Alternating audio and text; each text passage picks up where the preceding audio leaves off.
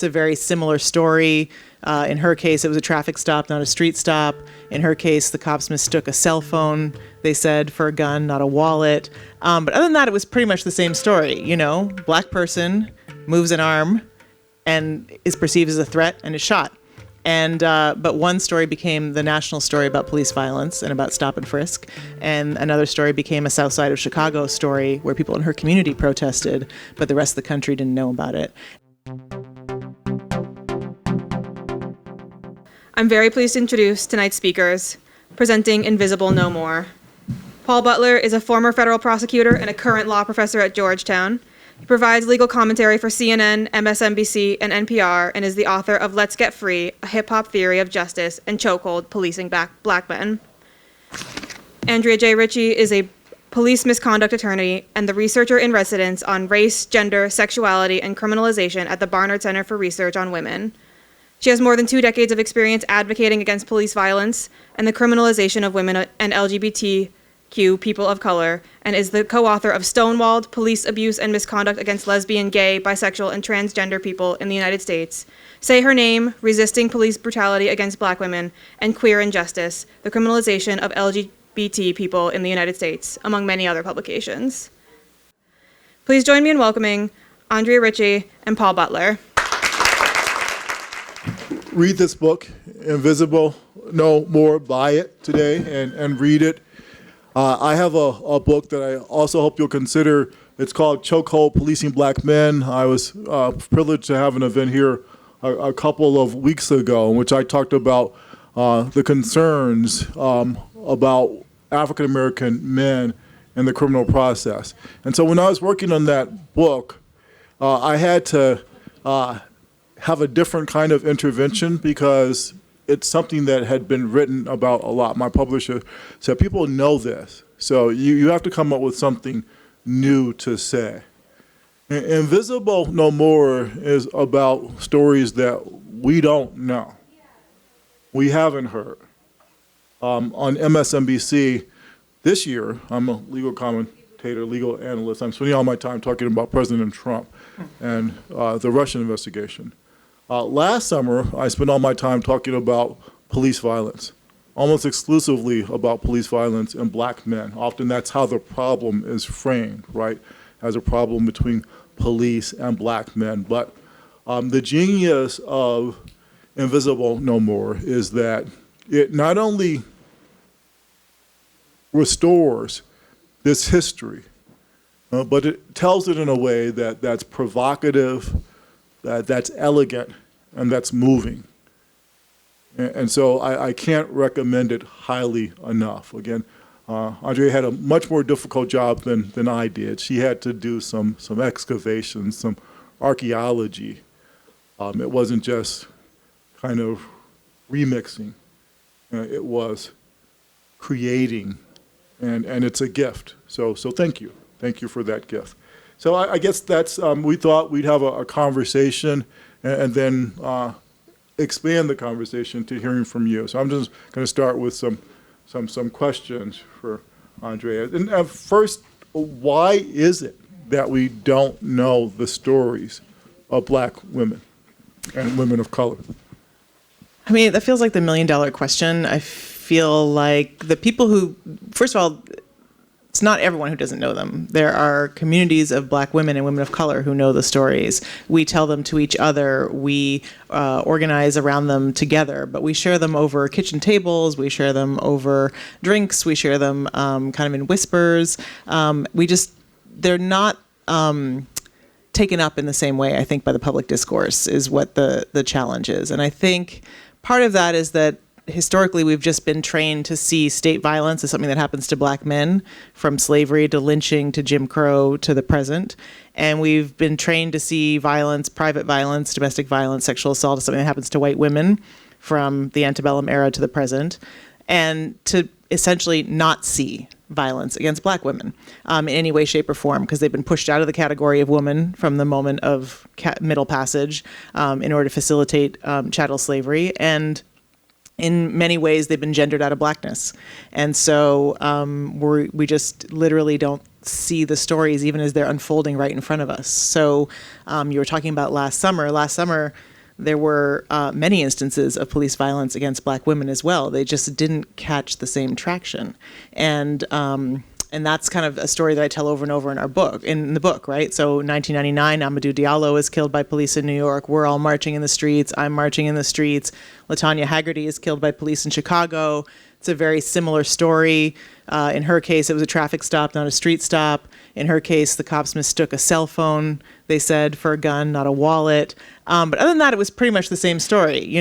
Black person moves an arm and is perceived as a threat and is shot. But one story became the national story about police violence and about stop and frisk. And another story became a South Side of Chicago story where people in her community protested, but the rest of the country didn't know about it. And if we had taken up that case in an iconic way in 99 in the way that we did Amadou Diallo's case, then we wouldn't have put out a report in 2015 called Say Her Name, right? And I think that's, for me, what the question the book was trying to answer, and at the same time that I'm asking readers and people who are engaged in the conversation to answer too.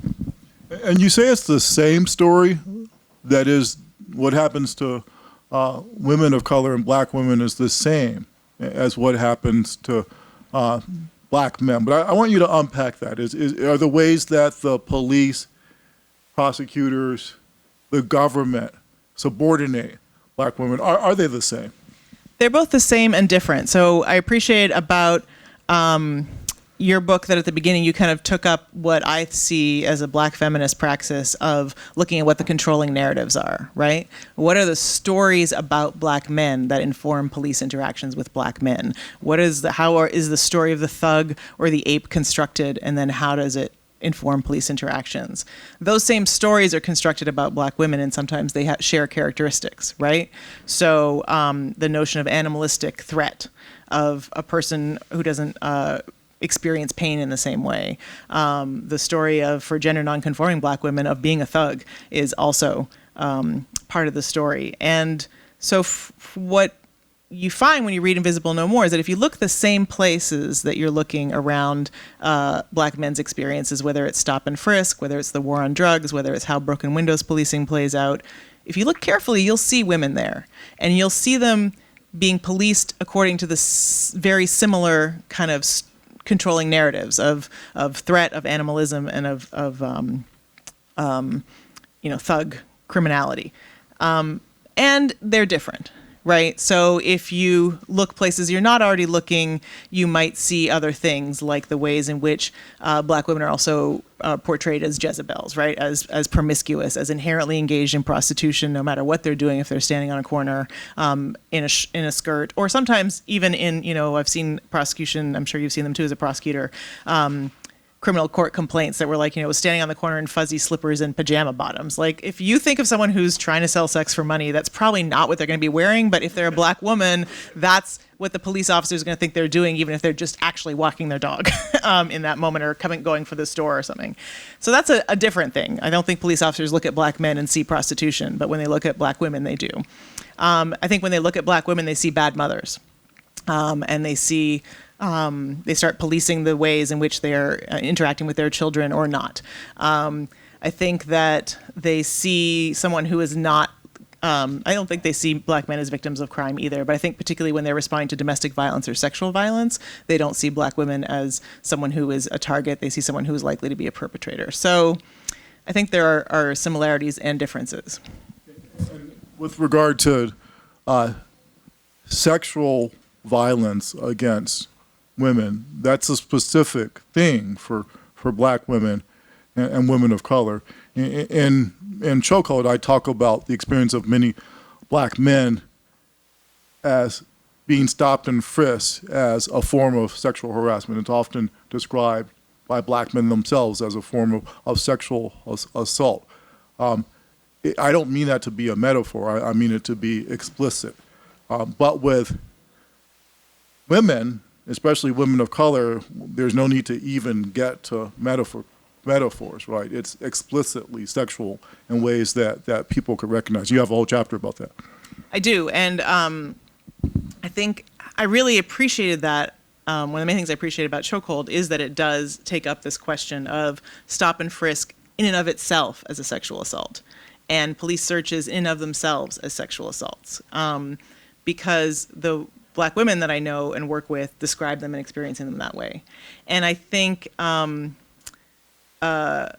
going to ask you a question about what led you to take that up, and then where you think the possibilities are of us organizing together around that. Because I think that in this moment where we're having this national conversation about sexual violence, sexual harassment, exercise of power over, to extort sex, to demand sex, to force folks to do sexual acts, there's one group of people who exercise a lot of power over women, almost unlimited power over women, and power not only to give or deny a job, but power to give and deny a life, or to take away your life by arresting you, or take away your children, or take away so much, and that they use that power, and they use it in a systemic way. I think that people tend to think about sexual assault when they hear about it committed by police officers. They kind of are outraged and shocked and kind of wring their hands and treat it as this outrageous thing, but they don't see it actually as a systemic part of policing. And that's what I think the value of raising it in the context of the policing of Black men makes it clear that this is part of policing. It's part of policing when it's a stop and frisk, which young women in New York City call stop and grope. It's part of policing and humiliation of Black men. And the sexual violence and assault is just another it just happens on a spectrum, and it goes all the way to the use of rape and sexual assault as a weapon of policing. So I guess my question for you is what led you to include that, which is something that was breaking new ground, I think, for a conversation about policing Black men, and where do you see the possibilities for Black men and women to organize together to challenge this, because this is something that we don't organize from either perspective to challenge? So my first book is called Let's Get Free, a Hip-Hop Theory of Justice. And I'm a prosecutor. I've learned a lot about the criminal process from that. I'm a former prosecutor, recovering prosecutor, I like to say. He has to be, or we wouldn't be having this conversation, I'm just going to say. Because I'm a criminal defense attorney. I'm an African-American man, so I've had any number of experiences with the police from that vantage point. And I'm also a hip-hop head. I love hip-hop. And I love how smart it is about some issues, especially the criminal process. And one theme in hip-hop is that stop and frisk, a lot of police practices directed against Black men, are sexual. And a lot of the artists have described stop and frisk specifically as a sexual practice. And I was interested in a bunch of ideas that raised. One is a lesson from hip hop that sexuality, what's erotic, is also about what's powerful, right? It can be that. So I think it makes us think about sex in a different way. We now understand, a lot of us do, that sexual harassment is about subordination. It's also about sex, right? So I'm interested in the relationship there. There's a larger literature about the eros of racism, the eros of white supremacy. So what I saw these artists describing, what I'd felt in my own experience being frisked by police officers, was something that I thought needed to be named and to articulate it. And in terms of the question of, well, how might that bring us together in a way that we're not now? Well, one of the injuries of stop and frisk, I think one of the purposes of it when cops do it to Black men, is to insult our sense of masculinity, right? So I get that one of the objects of white supremacy is to do that. And so then I think, well, what's the remedy? What's the fix? When I say I'm a proud Black man, I want to unpack that. So I totally get why I'm proud to be Black. But I'm not sure what it means to be proud to be a man in a patriarchal society. So I had that, but with this tension of, well, that's one of the things that white supremacy is trying to do, is trying to fuck with my manhood, and I resent that.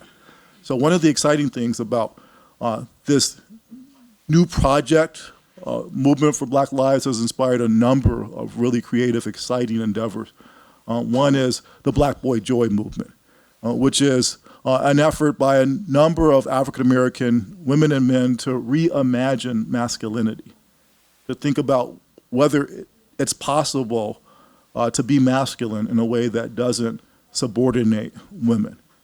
So what would it mean to be proud to be a man in a free, kind of non-hegemonic, non-misogynist world? I think, I don't know.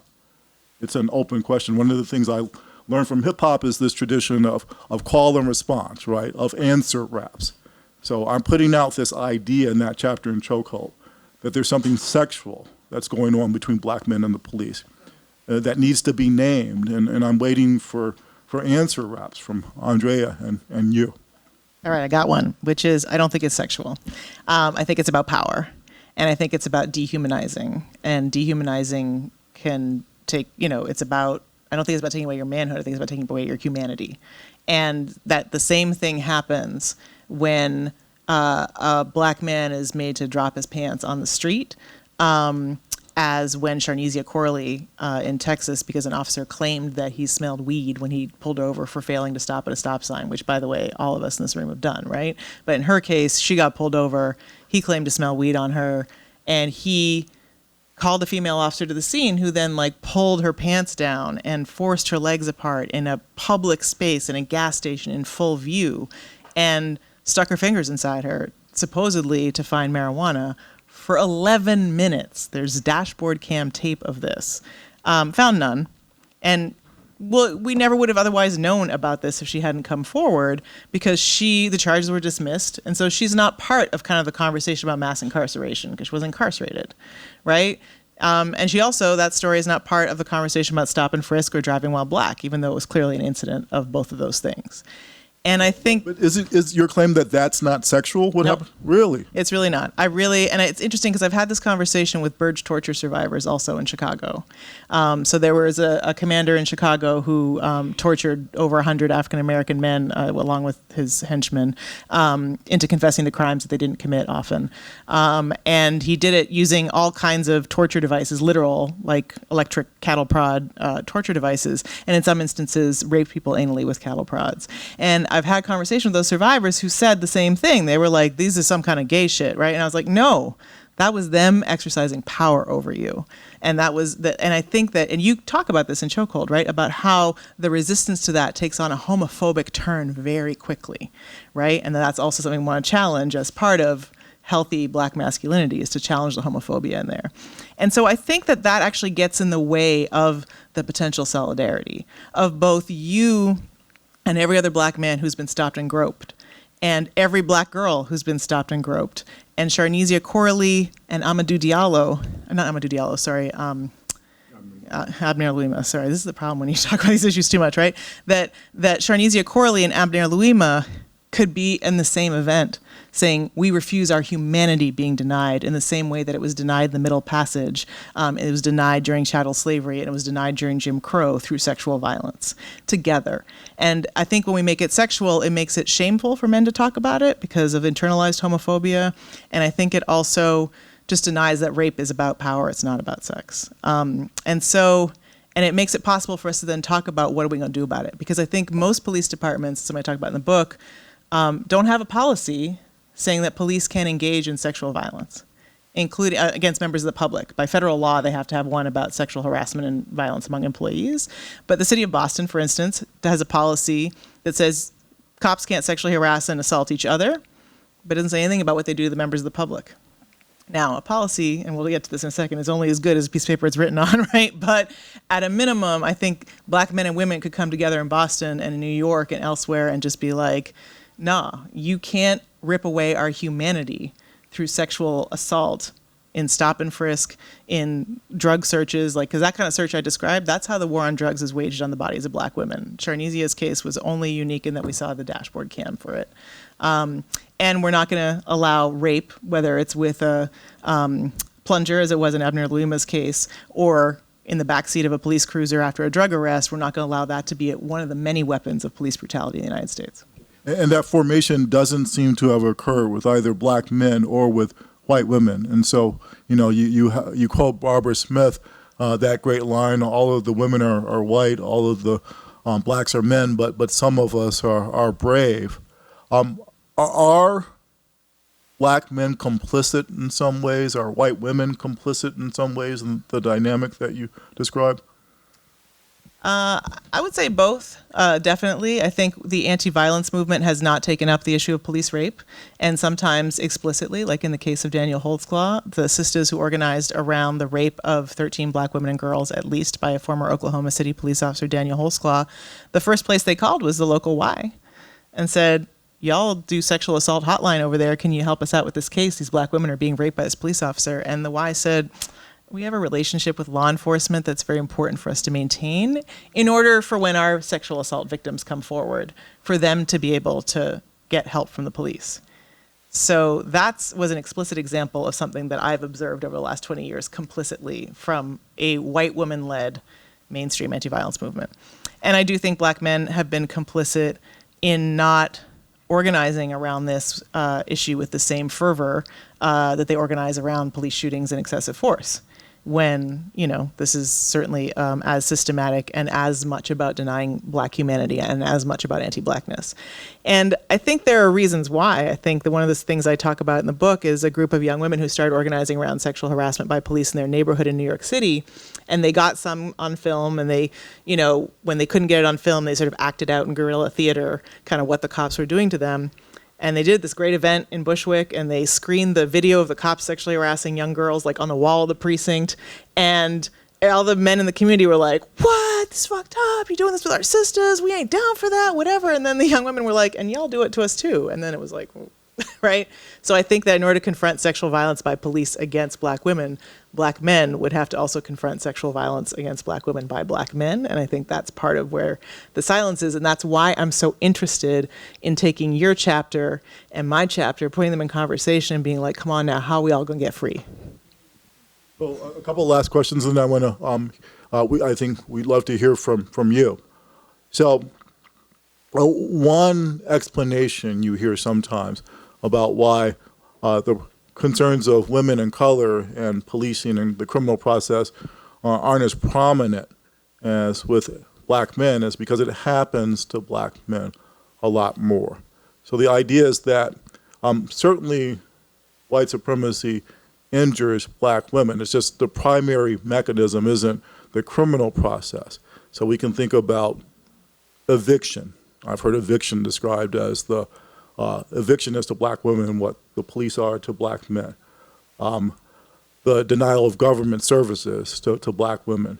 So what about that? The idea that there is something specific with regard to the police and the criminal process that's more focused on men. So it's not that women aren't victims, but in terms of what's going on, it's primarily about men. Yeah, I mean, you and I had this conversation when we were both writing our books. I don't think that's necessarily completely the case. I think the numbers are smaller, but a quarter of arrests annually are of women, mostly black. And so that's not half, but it's significant. And I think that what happens is that women end up maybe not doing as much hard time in prison, but they do a lot of time in jails. And the population of women in jails has increased 14 times over the last 40 years, 14-fold. And the rate of incarceration of women is still outpacing that of men by 50%. So I firmly believe that there is a chokehold on black women also, and that chokehold is very much, the criminal legal system is very much a part of it. And I think that the criminal legal system has always been about targeting black women from the moment of the end of slavery. It's been about getting black women back into the kitchens and homes of white people that they left when slavery ended. And it's been about doing that through the criminal legal system, through convict leasing. And there's great work quoted in the book from historians like Sarah Haley and Talitha LaFloria. Please buy those books too before you leave here today. No Mercy Here. And In Chains, Talitha LaFloria is something in chains. But that shows that literally black women were being picked up on the street for vagrancy in Atlanta at rates higher than black men right after during the Reconstruction, because it was about literally reincarcerating black women in homes. And then I do think that policing is absolutely about race, but it's about policing black bodies in gendered ways. And so I think the great contribution of your book is to say, hey, black men have gender too, right? And that there's a way in which black men as a gender are policed. There's a way in which black women as a gender are policed, and the criminal legal system is set up to control black womanhood in very similar ways that it's set up to control black manhood. That said, I think you're absolutely right also that looking at these issues through the lens of women, you see the chokehold and the carceral state spread through more institutions. So you see it being through criminalization of welfare fraud supposedly, right? Through criminalization of child welfare, through criminalization of homelessness and poverty, through public housing. Usually the eviction is accompanied by some kind of criminalization. It's criminalization in the context, you open it with a really great example in your book, right? Like the woman who calls for help because her boyfriend's abusing her, the cops show up, they have to arrest someone because of mandatory arrest policies, dude's not there, they're like, hey, he's not supposed to be living here under your welfare rules, and then they arrest her. That is the chokehold that's around black women. It's about, if you try and get your kids into a better school, we're going to criminalize you for defrauding the school system. If you don't get your kids into a better school, we're going to blame you for what happened to them. If you try and get a job and leave your kids outside for 5 minutes while you go into the job interview because you have no child care, we're going to arrest you. If you don't have a job to take care of your kids and you're homeless living on the street, we're going to arrest you. So I think it just, looking at it through the lens of women's experiences, you're absolutely right, shows how deeply criminality or criminalization is embedded in every institution, including helping institutions. And so my last question is, well, so what do we do? In your conclusion, you call for centering the experiences of women of color. So talk about what that would look like and the difference that it would make. I think it's interesting because when you were reading the Kirkus review, I was like, they say I'm arguing for more humane policing. I'm not arguing for more humane policing. I'm arguing for less policing, and which I guess is more humane. And so I have a question for you about that too. But I think that it changes so I think I want to move beyond visibility, right? I want to move beyond just saying our names, say her name, to how does that change the conversation? I think it makes us see the scope of criminalization and the tentacles of criminalization, how far they reach into every institution. I think it means if you're committed to reform, if you want to make reforms, then if you're going to fight about excessive force policies, then you better fight about excessive force against pregnant people. Because cops are literally walking up to pregnant people and punching them in the belly and being like, you're just lucky I didn't kill your fucking baby. Like, that's what they're doing, right? That's what they feel about black motherhood when the black mothers aren't producing slaves, right? They are engaging so then you would also be demanding, for instance, a policy around police sexual violence, and that would apply equally to men and women, but you would be pushing for that.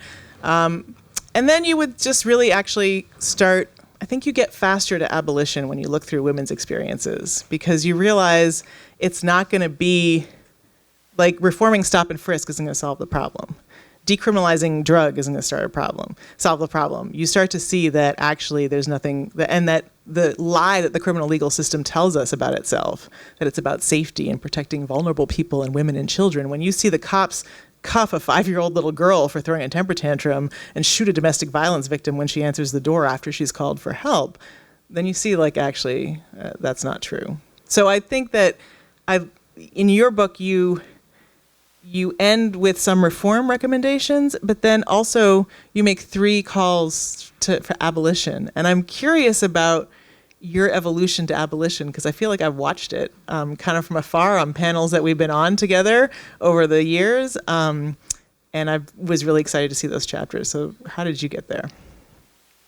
For me, it's a journey about experience. Again, my experience went from being someone who in law school thought of myself as a race man, a race conscious guy, to being a prosecutor, in part because I thought maybe I could help create change from the inside, to finding out that didn't work, to being prosecuted for a crime I didn't commit at the same time that I was a prosecutor, to becoming a law professor and thinking about these things. And so, part of the evolution has been because of the work of people like Andrea, other people who've schooled me, in part with regard to abolition, about what it is that we hope prison does, which I think is to help keep us safe from people who would harm us, and also to make people accountable when they've caused harm.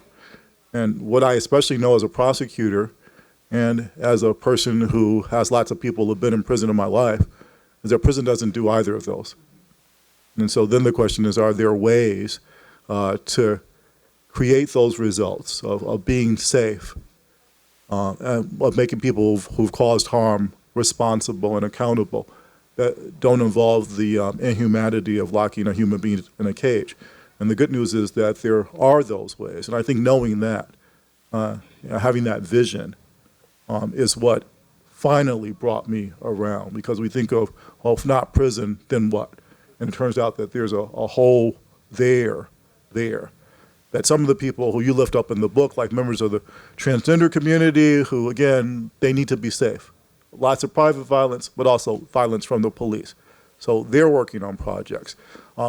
Women of color who are victims of violence, same thing. Don't want to call the police because they know it's not going to make anything better, but again, they need some kind of intervention. So in looking, at all of these people from quote unquote marginalized communities, again, they're pointing the way to the future.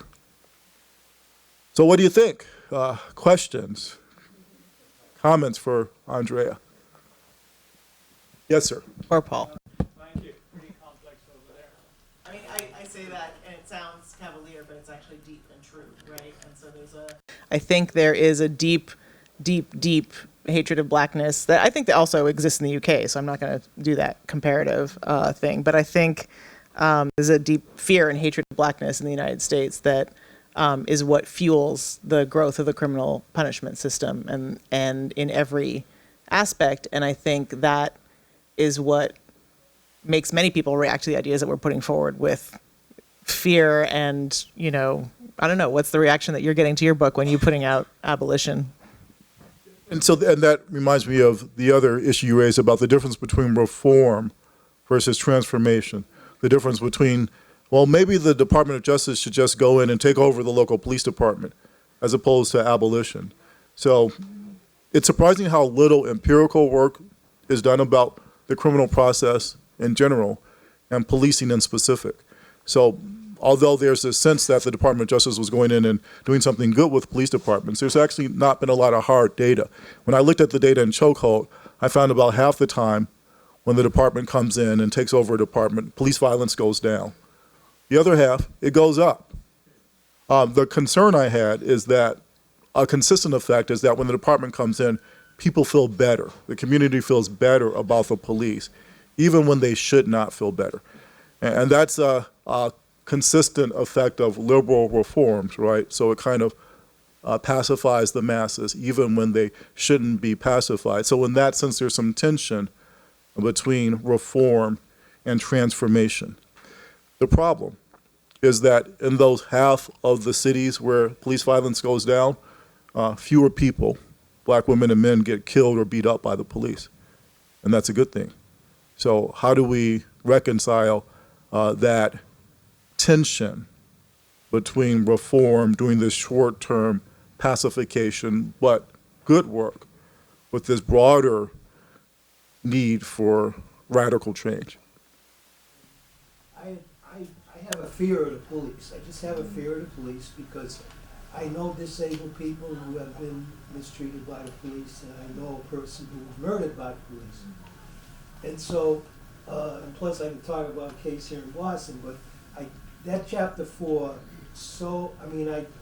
like I say, I got here early, I started reading it, and I hope when everybody reads that book that you really look at chapter 4, because it shows how racism and ableism intersect in this society, where black people, they want to control black people's body. And it's just the same of controlling disabled people. They want to control disabled people's body because they don't think that we're normal. We're not like you, so you have to be treated differently. And it just opens up a whole thing of issues and questions that we need to explore, and I hope that in the future you can also reach out to the disabled community, because I think there's a lot of people in the disabled community who need to know about this. I think a lot of people do, but I also think that a lot of people, are brainwashed by the system. If you stay in a disabled building and you watch Fox TV all the time, you're not going to get the truth. So I just want to say thank you very much for Chapter 4. And is there a disparity in the amount of this mentally ill people who get killed by the police in terms of race?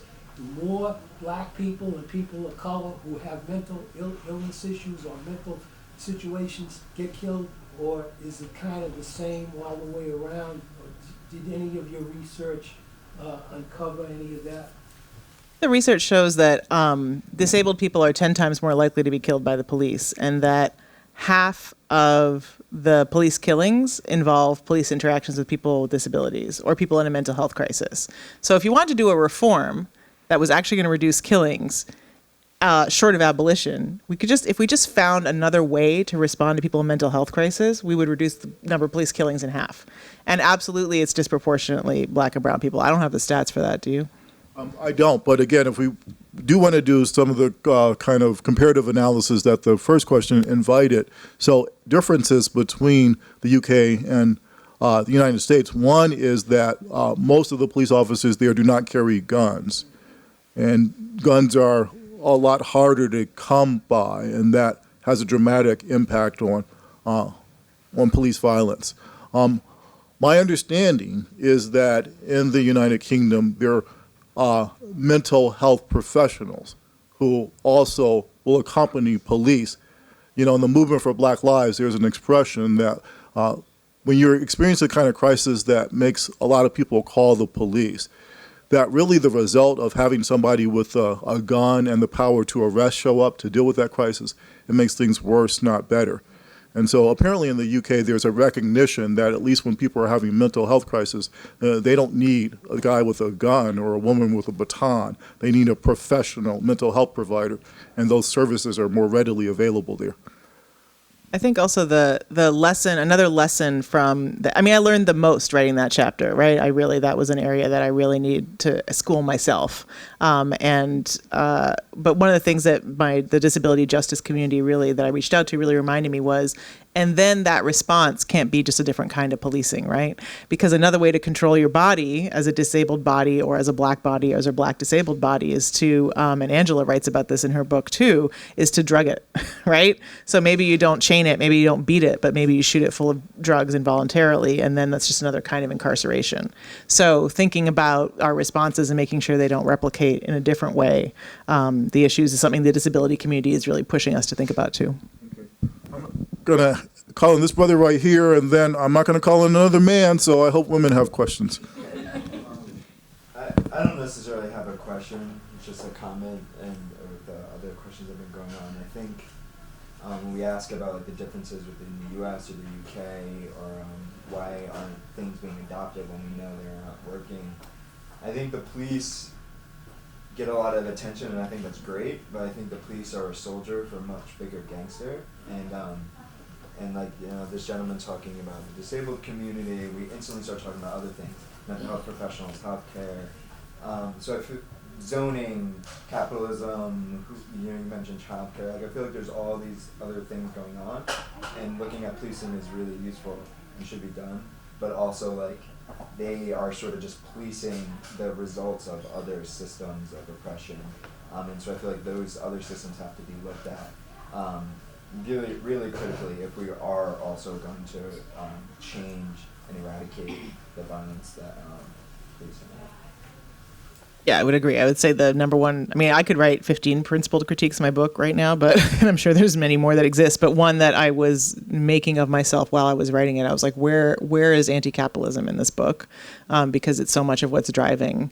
In many ways, I deal with policing because they're literally the front line of the state, and they're the front line of the state's racialized policing of gender or gendered policing of race, but they're obviously the front line of capitalism and corporations. And whether you're I was writing this book while Standing Rock was unfolding in front of me, right? It was clear what capitalism and colonialism and racism were doing in that moment and how women were directly being targeted. But I didn't get far enough in that analysis. So I appreciate that critique. Do you feel like you got to anti-capitalism in Chokehold? No. In a word, no. One of the things I want to think about, and address in Chokehold is the ways that, again, the system isn't broken, it's working the way it's supposed to, and who that benefits. So I certainly think it benefits elite people, rich people, and businesses, rich, white, elite businesses and people. So I do think there's a political economy to the chokehold, but in terms of a kind of deeper anti-capitalist take, that's not present in chokehold. Yes, ma'am. So I've been thinking about just anytime I see a black cop, I always wonder, why did you decide to be a police officer, right?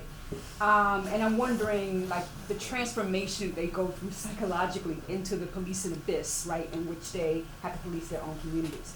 But if we flip that on the gender side, right, so let's go back to the scene in which the woman police officer have her finger in whatever.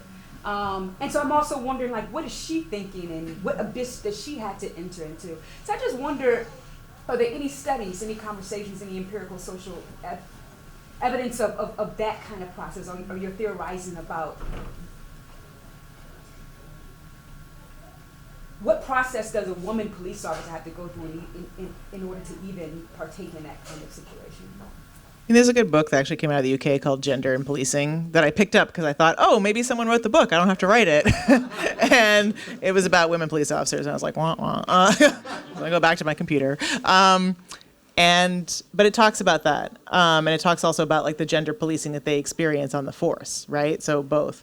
I think that they go through the similar process that black and brown police officers go through, which is that you become blue.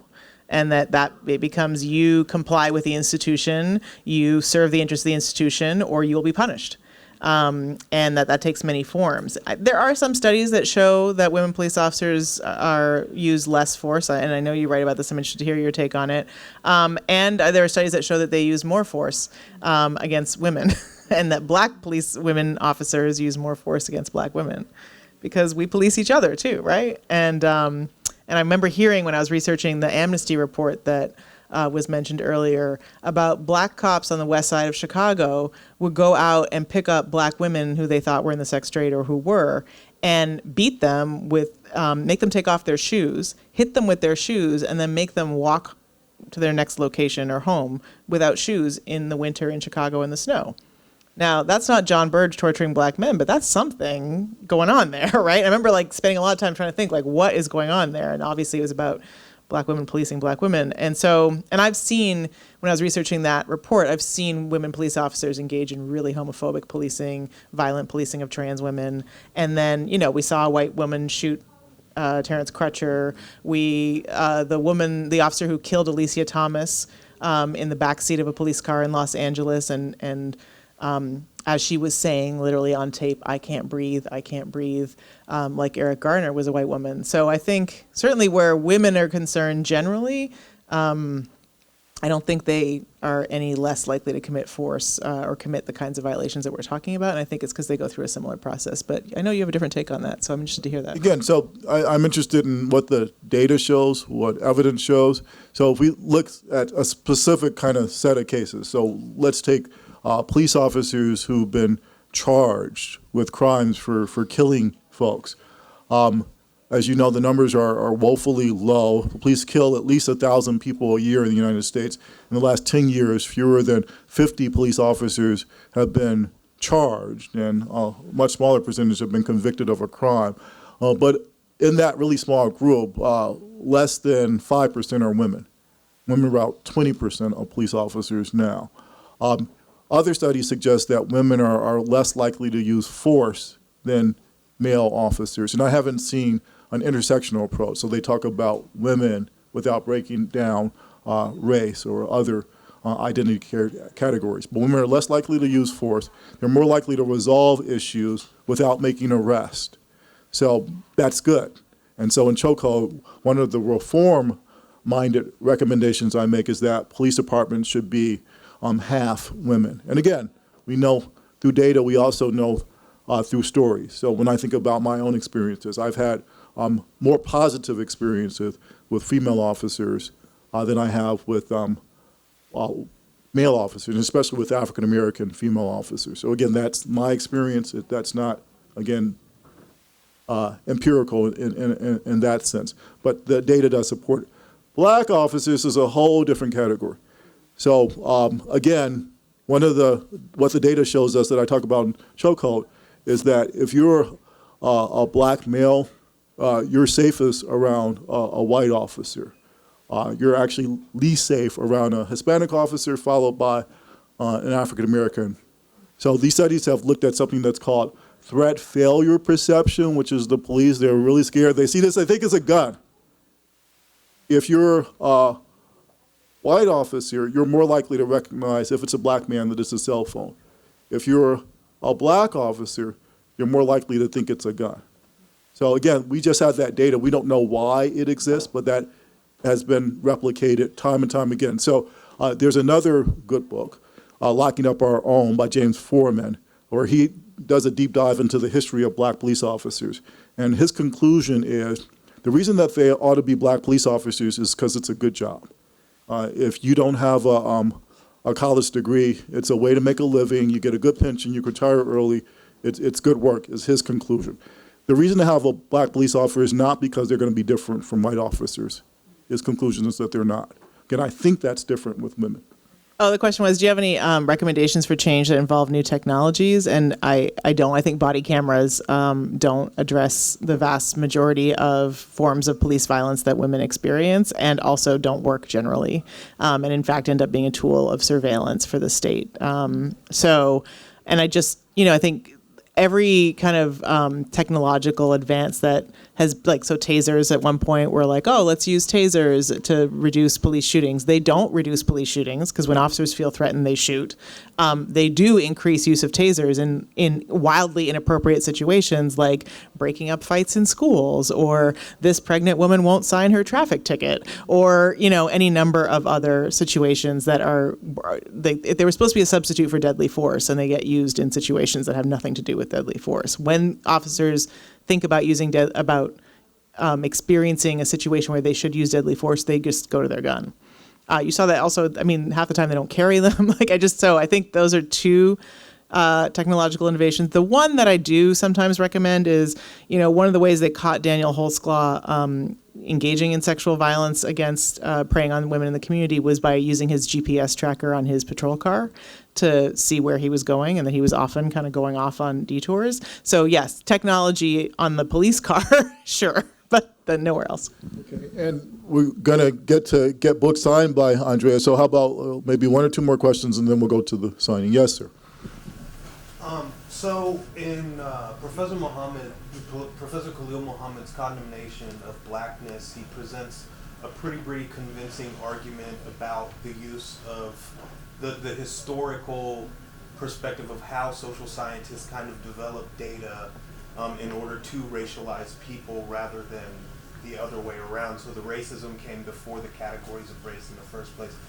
But a lot of our empirical evidence comes from this same sort of data. So how are we to as we move forward, should we keep using the same sorts of data that we're using right now, which are already racialized, especially when they come from police departments? I guess my question is where are we at on data, and should we be as reliant on data as we are, rather than the experiential, anecdotal things that we see in these interactions? I think that data is a double-edged sword, right? It gives the state another tool of collection. So, for instance, I've been involved in sort of a debate over the years about whether, we want to track how LGBT people are experiencing policing, so we should collect more data on that. And I've been like, actually, I'm not interested in creating a government record of what my sexual orientation is, or what a police officer thinks my sexual orientation is. And the experience of my clients has been very bad when that's happened, right? A trans woman whose ID all matches her gender, who, passes completely in the world, but someone flagged her at some point as trans in the police database, and that's it. Her whole experience changes the minute that comes up in the database. And then now that Mike Pence is vice president, I'm really not interested in having a government record. So that whole census thing, all of that, I was like, no, don't count me. Thanks, count me out. And I think that I often say we don't have data on police sexual violence, right? I don't know what that would give us versus what we would lose in terms of privacy or other things. It might give us information about where and how it's happening and how to intervene, but we can get that from the experience of talking to each other and gathering our own data. But I do think to the extent that we are gathering data, we do need to do it in a way that makes visible the racism, even if we think race is a social construct. The police act on it in very material ways, right? And I think that we need to disaggregate it by gender, so we start looking at what women's experiences are within the larger category. Because I think now we did do the data by like whites and blacks, and we assume the blacks are men, as Paul was saying, and we do it by men and women. But if we look, every time it's disaggregated by among women, the rates of racial disparity are the same among women, even if the numbers are smaller. So in New York City, the stop and frisk racial disparity is the same among stops of men as it is among stops of women. So that's as much of a problem, in my estimation, as it is, even if the numbers are smaller. Okay, so one comment in response, and then a last question for Andrea, for me, and then we'll open it to for the signing.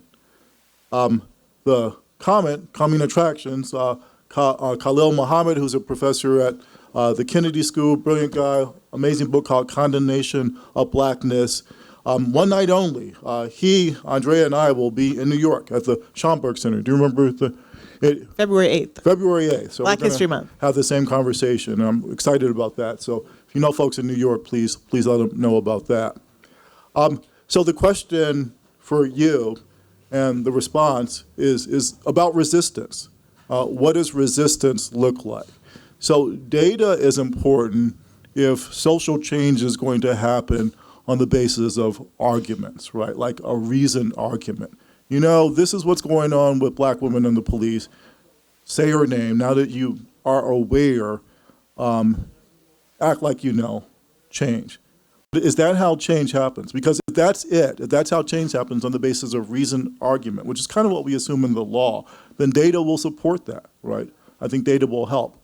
But if we think that's not how it works, that's not really how things are going to get better, then that kind of empirical, scientific, Western way of thinking, that's probably not going to do what we need it to do. So that's my last question for you. What's resistance look like? How does change happen?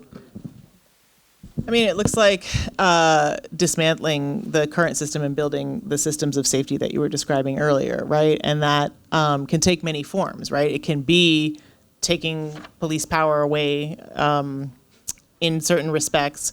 It can mean reducing the harm of police interactions, and it can mean really building the alternative mechanisms of safety. So you can read, there's a resistance chapter in the book, and there's like resistance at the end of every chapter that describes different things that people have done, taking away police officers' power to use condoms as evidence of intent to engage in prostitution, as opposed to intent to maybe engage in safe sex if you're lucky, or decriminalizing prostitution, or decriminalizing drugs, or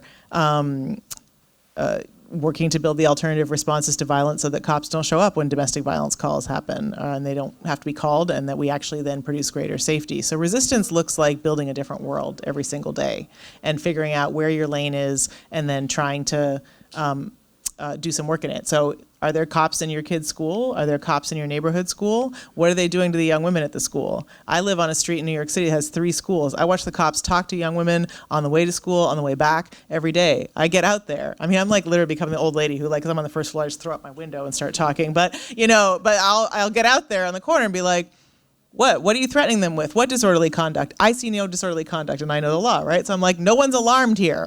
You're missing an element, right? Or, you just asked that guy to pop that trunk. Where's your probable cause? I don't see no probable cause, and the cops on my block hate me, obviously, but that's something you can do in your community. And I just want to be clear, like, I do that with the benefit of light skin privilege and lawyer privilege, right? So I don't want to say everyone needs to be doing the exact same thing the exact same way, but I think there are ways for everyone to engage in resistance. So yeah, I mean, we put out a Vision for Black Lives policy platform. It has exactly a lot of different things, right? It's got like a little bit of policy reform and a little bit of we want reparations, right? We want to end the war on black people, and here are some steps and the ways that you can do it. So I think it looks a lot of different ways, but I think what happens when you bring women to the center is it means you see more of the problem, and then you therefore see more complete solutions or more areas in which the resistance needs to fight.